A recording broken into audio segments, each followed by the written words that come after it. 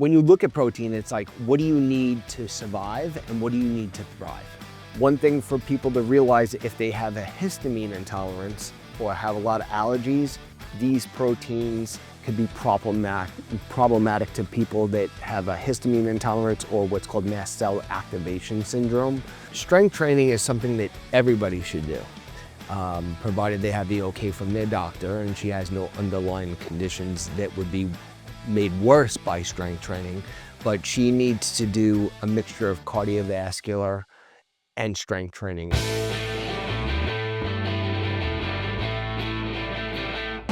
All right, Mike, we're doing another questions episode. I think we got some good feedback from the first one, so I figured we would do it again, and we are constantly getting questions, so let's just jump right into it. All right, man, let's go. Cool. Okay, question number 1. This is coming from one of our female viewers. I am a 45-year-old woman who strength trains 3 times a week. My trainer says I need 1 gram of protein per pound of body weight. That's tough. But my doctor says that's way too much and might damage my kidneys. Who's right?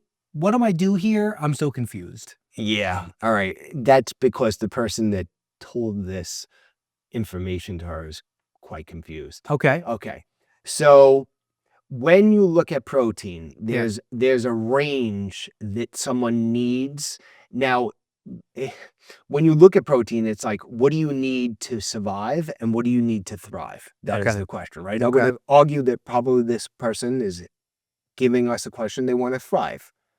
I don't know what their body weight is. So a lot of times people will say, take 1, because this is like the talking point, 1 gram of protein, because it's an easy number to remember.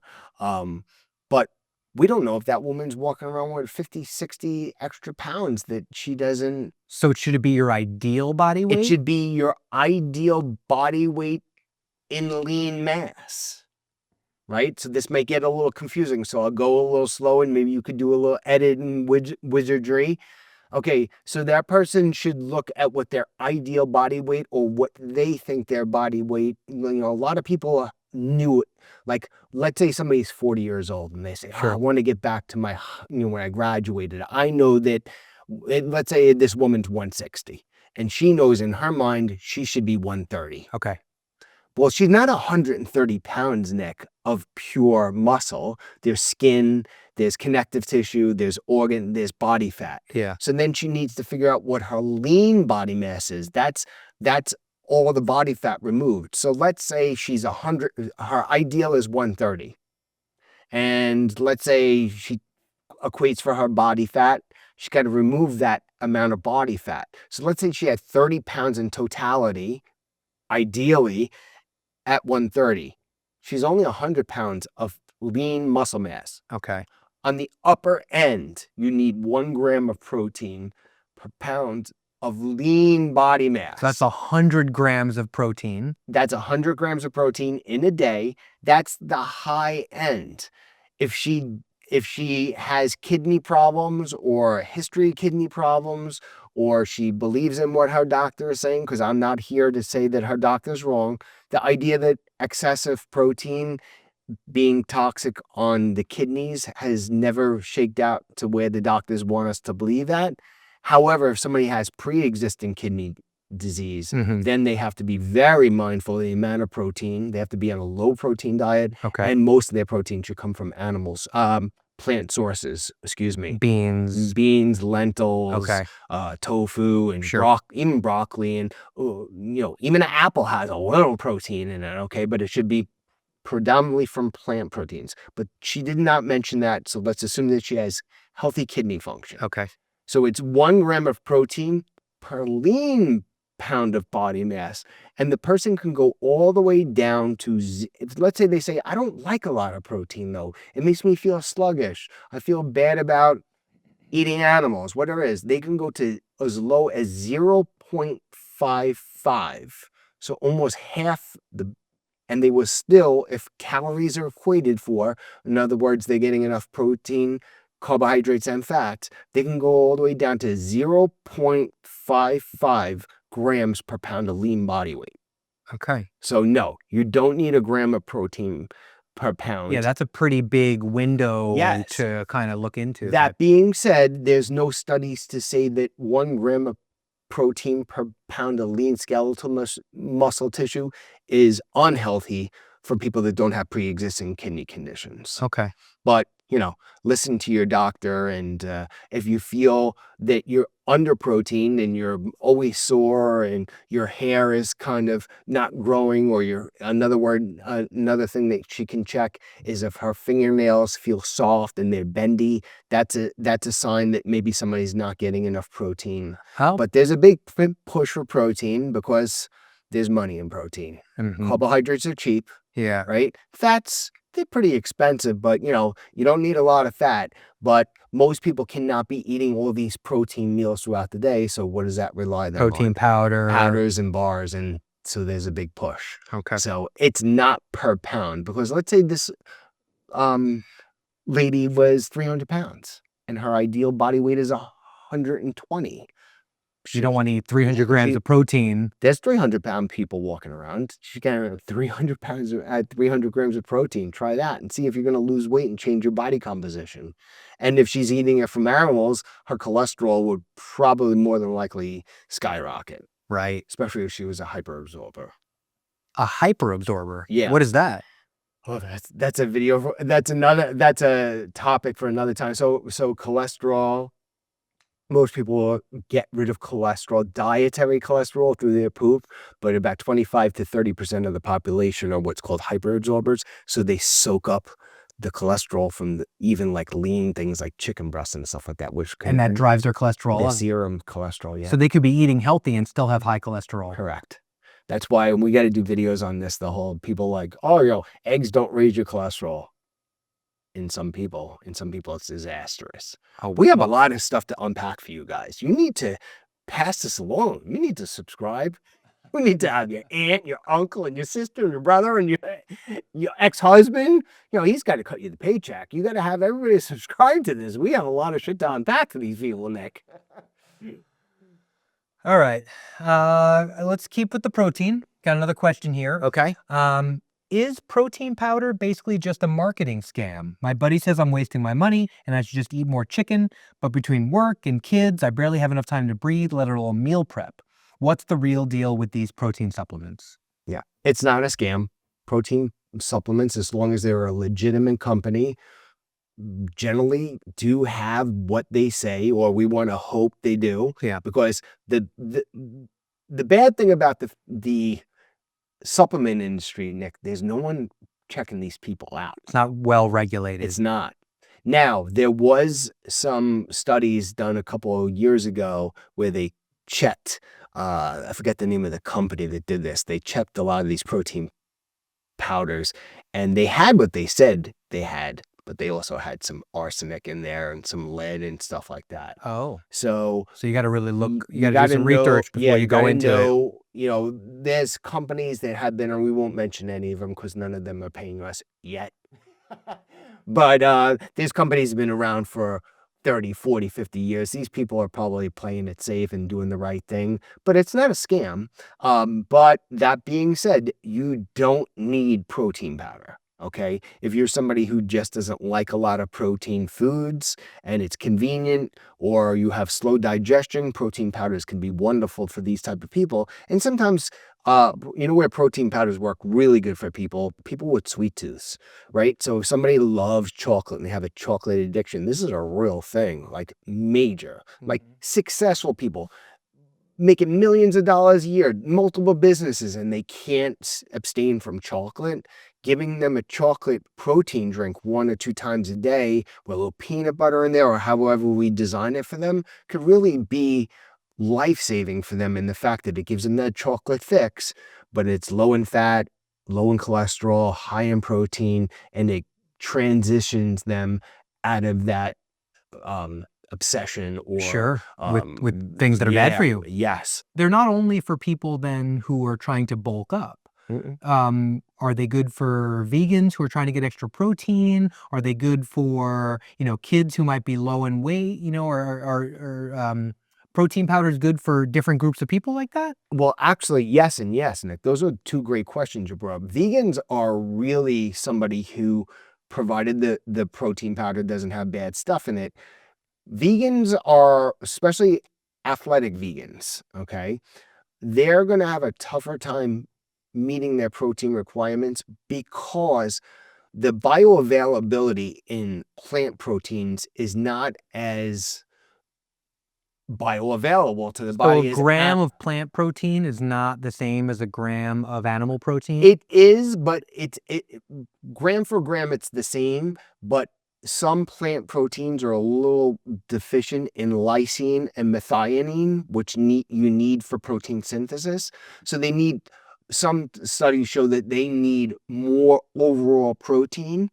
And the problem with vegan proteins, they tend to be just a bit lower in protein as well. So if somebody has a high protein demand and they're training very vigorously and they want to be a vegan for health reasons or religious reasons, protein powders can really be fortified with these amino acids. And it's something that could be very beneficial, especially to a whole food, plant-based vegan. Sure. And somebody that also may benefit from protein powder is the elderly, because as they get older, they tend to eat less. They can't, sometimes they have dentures or they have oral problems, and to break down and masticate animal flesh Sure, could be a steak can be problem, tough. and they can get constipation. So a good, clean, lean protein powder could be really beneficial because it's really just a very bioavailable, chock full of amino acids to make sure they don't muscle waste, because that's one of the things that take us out as we get older is sarcopenia, which is muscle wasting. So yeah, protein powders are not a scam. So this person's friend is wrong, but you don't have to have protein. If you're somebody with a robust diet? No, if you're somebody with a robust appetite, Yeah. and you like food, you can eat just all whole foods and never touch a protein supplement Chicken breasts ever. and steaks and all the other Turkey fun, and yeah. fish. Yeah, you can. They both have their validity. Okay, great, love that. All right, let's move on.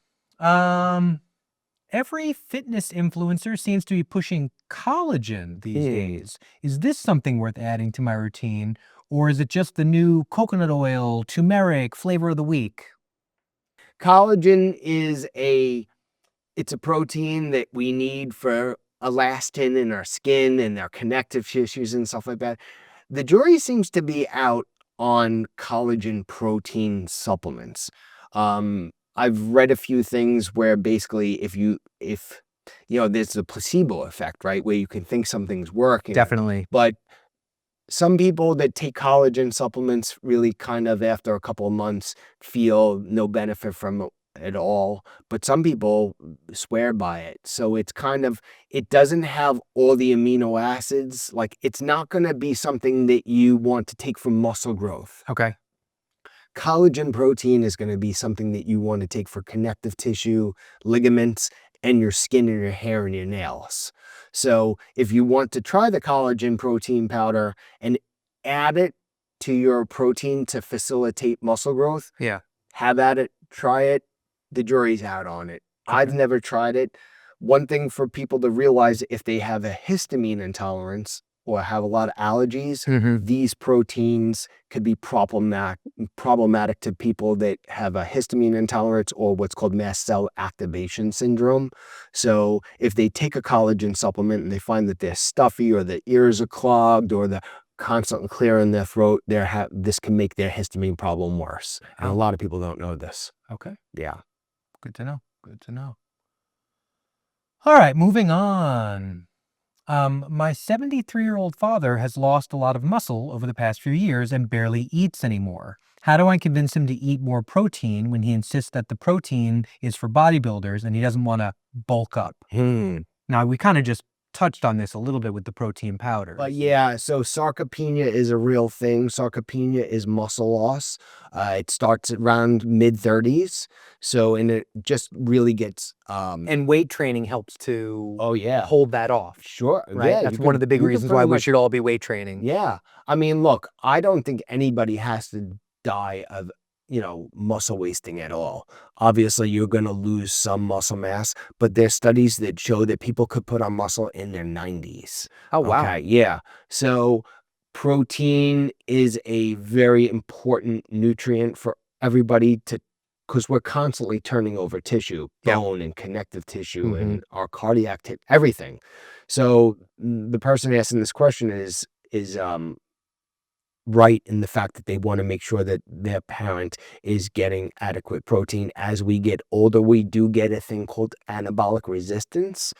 And so when me and you were 20, Nick, and we ate a chicken breast, we've absorbed more of that protein than we do theoretically now, you in your late 40s, maybe in my 50s. Okay. So we need a little bit more, because when we eat protein, what we're seeking is a thing called the positive nitrogen retention.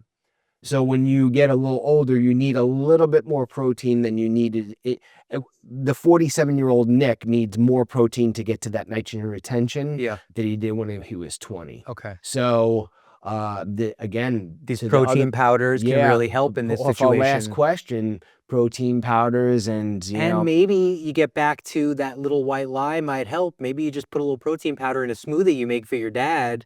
Not even say anything. They might not even notice, right? As long as it's nice. I don't want to tell people to like sneak stuff into people's diets, and you want to make sure that you're not poisoning them, but a little protein powder in a smoothie might go a long way. Yeah, and look, you can make protein desserts. My wife is into that. She uses protein powder. She makes like peanut butter balls and stuff like that. So anybody that says protein powders are garbage and you shouldn't use them, this is a way of sneaking protein into the elderly, like we talked about, or somebody that has, oral problems and stuff like that. So this person's concern is valid.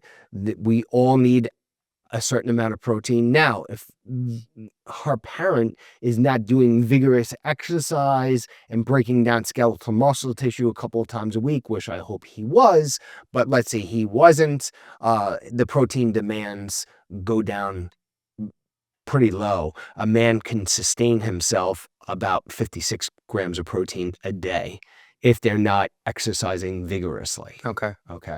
And that's one thing to mention too. Exercise is a broad term. Going back to that other question, with the protein amounts, vigorous exercise where you're really sprinting and breaking down and squatting and lunging and all these things, that is going to increase someone's protein demand. If someone's taking a gentle yoga and they're going out for a walk or playing some light tennis or shooting some hoops, doesn't mean that they don't need protein, but it's going to be on that lower end of maintenance. Okay.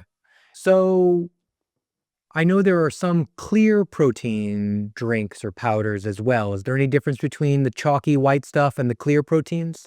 So there was a company that's still around. They're a good company. It was Isopure. They were actually one of the first companies to actually do whey protein isolate. And they had clear proteins in glasses. I'll be quite honest with you. I mean, if I said yes, they're good or bad, I had no way of saying they are, because I would have had to test them to actually make that claim.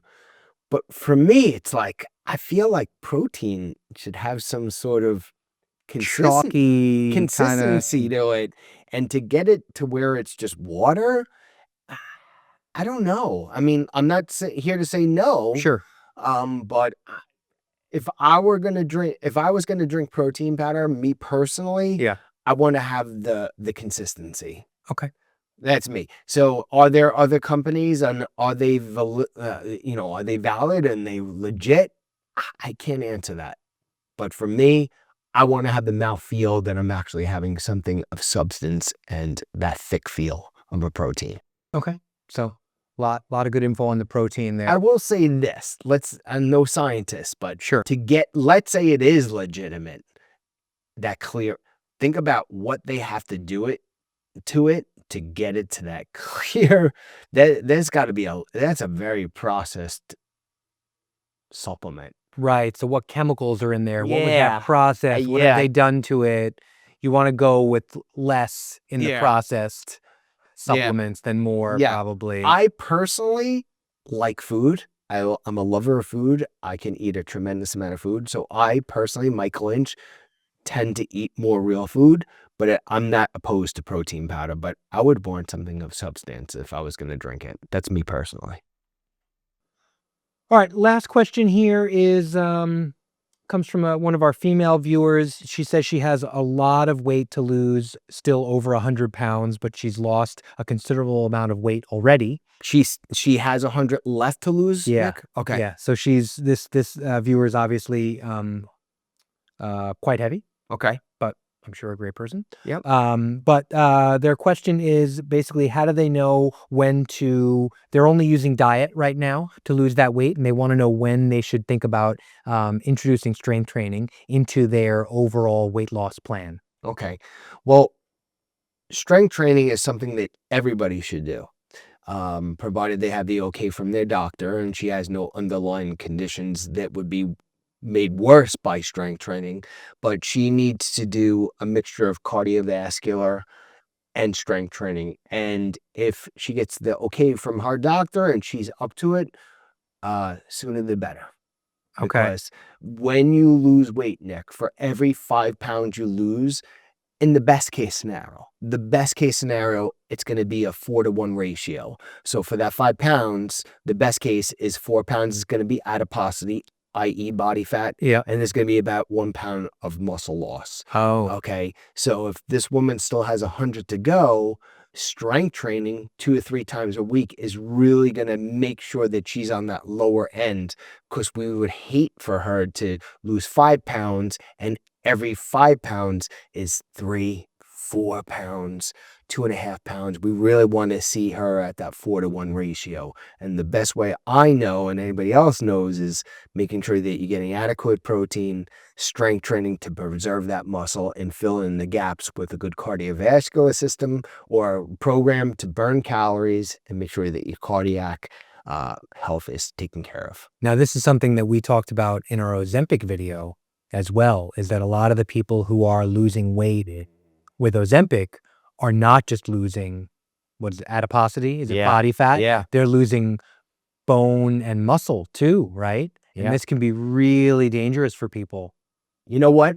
I'm going to add this in, Nick, and this is not part of your question, but I just saw something yesterday. I wanted to bring it to your attention, and we did that Ozempic. And if you have thought about Ozempic, or you're thinking about it, or you want to get off it, you need to watch that video, right? Sure. We go pretty good, and Dr. Kumar is in there.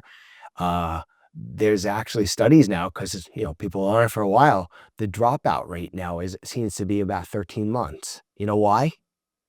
You're saying with now dropout rate, you mean people who are on Ozempic, they go for about 13 months and then they stop. Yep. You know why? Why? They miss food.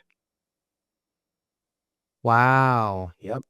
The novelty has worn off. Everybody told them how good they look. They bought all the clothes, and the party is over. Everything becomes boring. Did they have a percentage of that drop-off rate? Is it, 50% are dropping off at 13 months, or did it say? I don't know, but they say right around that 13-month mark is when people are stopping. And the biggest, forget about the side effects and the nausea and the diarrhea and whatever health complications they may experience. The biggest reason is they missed food. Huh. It's like meet a multimillionaire. They never have enough millions of dollars. They always want more, right? And it gets, how many million can you have before it all gets muddy, right? I'm hoping to find out one day. So when you come down and you lose weight, you're feeling good, your blood pressure, you're coming off medication, and this one is saying how great you look, and you're excited. But eventually, it just becomes the new norm.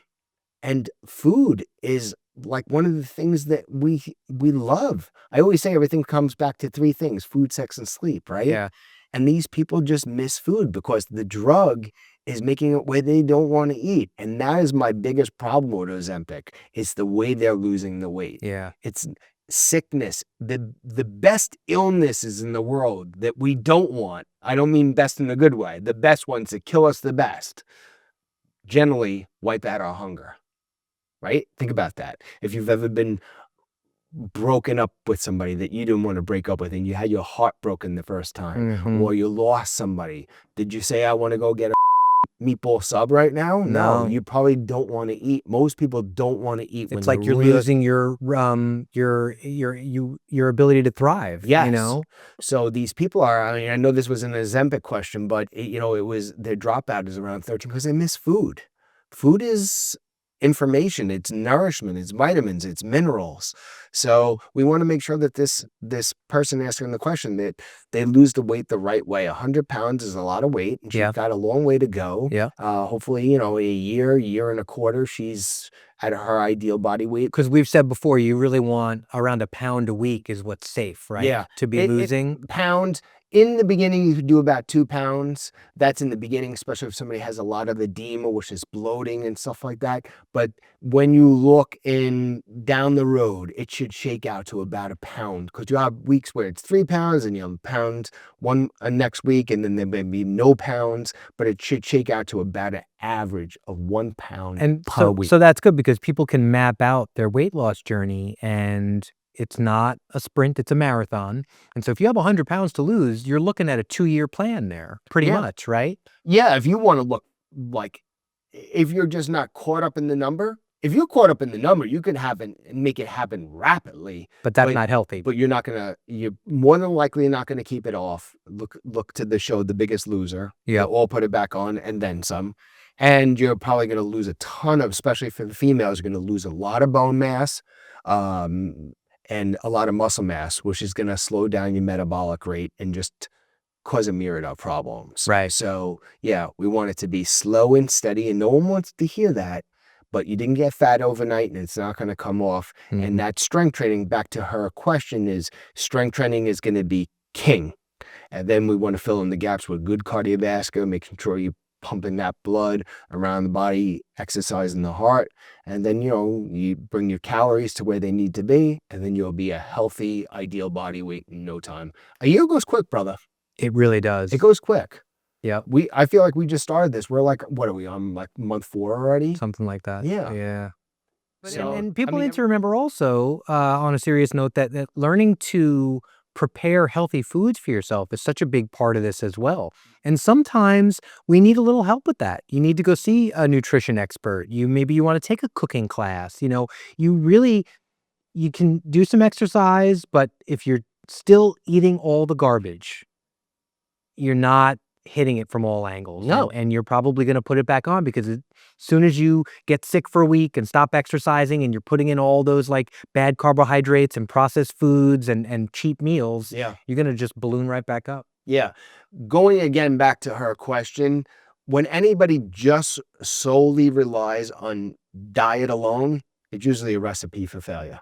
Okay. It's got to be the 4 pillars: exercise, strength training, cardio, diet, sleep, and recovery. All right. I think that's a great place to end it off. Yeah, those are great questions. Yeah, I think that was good. Thank you, everybody, for, again, sending in all the great questions.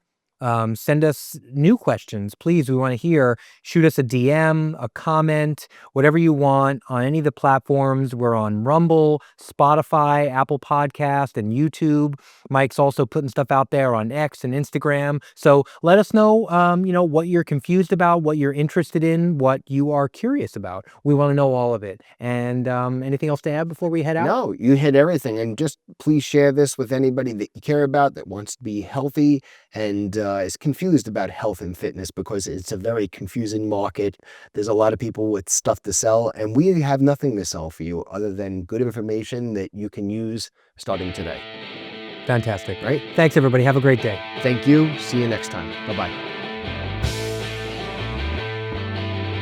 Please hit the like, subscribe, and hit that bell notification so you don't miss any content in the future.